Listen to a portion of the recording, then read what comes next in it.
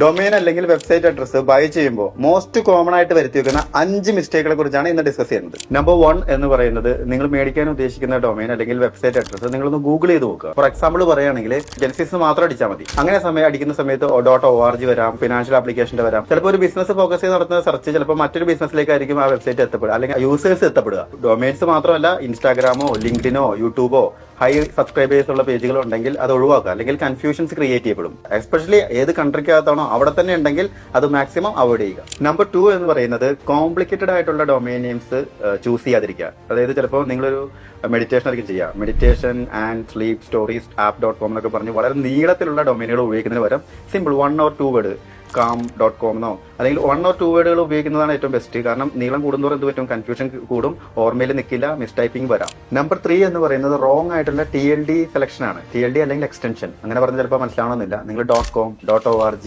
.net എന്നൊക്കെ പറയുന്ന TLDs ആണ്. ഇതല്ലാതെ ചില TLDs ഉണ്ട്, .tk, .top, .xyz എന്നൊക്കെ പറയുന്ന ന്യൂ TLDs ഉണ്ട്. അധികം പോപ്പുലർ അല്ലാത്ത, ചിലപ്പോൾ ഈ പറഞ്ഞ പോലെ സ്പാം ഫിഷിംഗ് ഒക്കെ ഡിറ്റക്ട് ചെയ്തിട്ടുള്ള മോസ്റ്റ് കോമൺ ആയിട്ടുള്ള TLDs മാക്സിമം ഒഴിവാക്കുന്നതാണ് നല്ലത്. നമ്പർ 4 എന്ന് പറയുന്നത്, കൺഫ്യൂഷൻ ക്രിയേറ്റ് ചെയ്യുന്ന ഡൊമൈൻ നെയിമുകൾ ചൂസ് ചെയ്യാതിരിക്കുക.